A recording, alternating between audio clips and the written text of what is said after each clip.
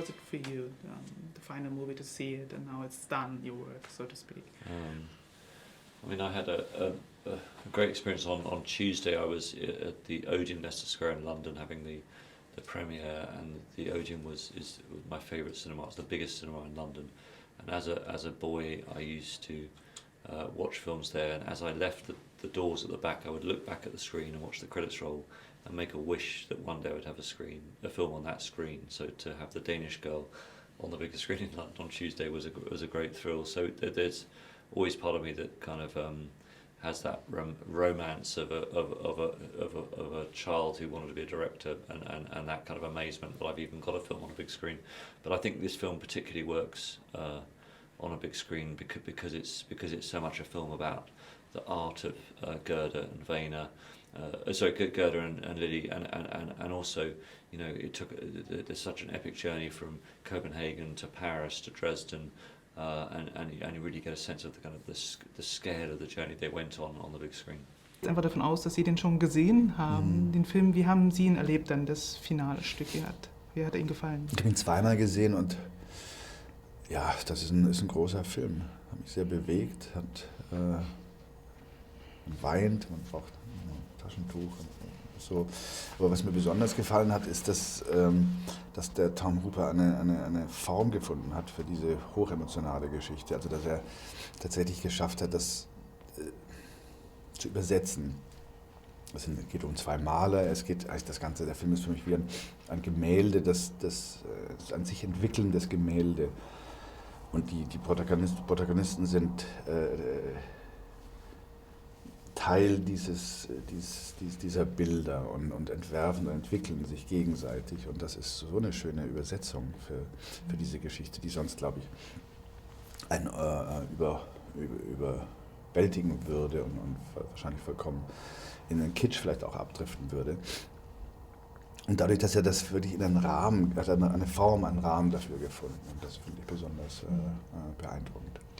It's also a lot about courage, I guess. I mean, also for your character, Gerda, to stay with Lily the whole way. So. Yeah, it starts with the courage of just daring to go through what they did in a time when there was no reference. It was illegal.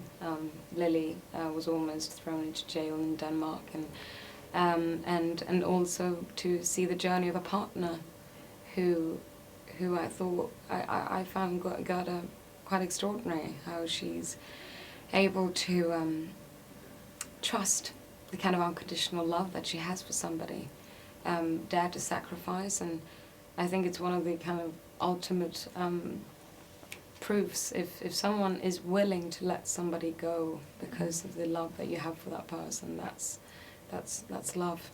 How early in the process did you think about Eddie being Lily or Einar and Alicia being Gerda? I mean, it's actually when I read the script for the first time, I imagined Eddie right from that first reading, playing Lily. I'd already worked with him before when he was 22 years old. I gave him one of his first jobs, playing a small part in Elizabeth I opposite the Great Dame Helen Mirren. And even back then, his emotional rawness, his vulnerability was remarkable. He then was in Les Miserables, and his Empty Chairs, Empty Tables, his Marius was one of the highlights for me in that film.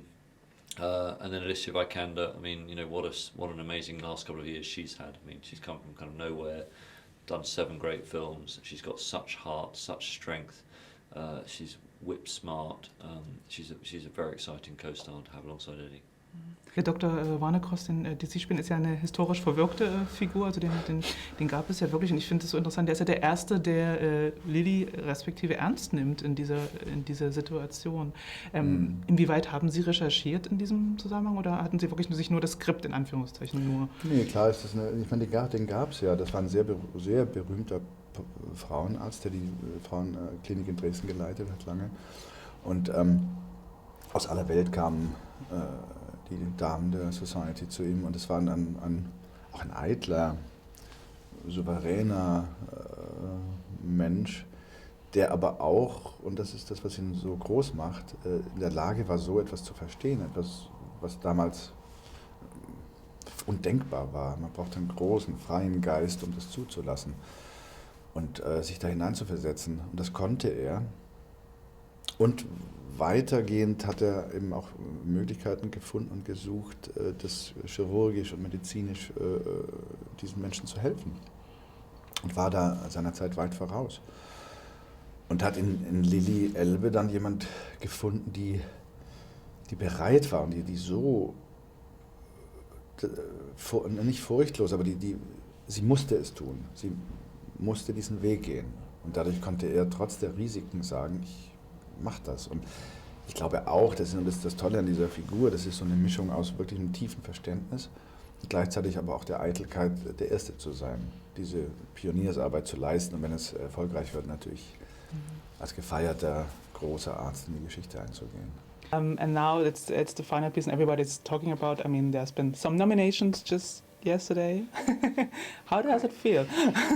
Oh, that was just, I was in the airport lounge and I called up my mom and my dad on another phone because I was just about to board and I wanted to speak to them first.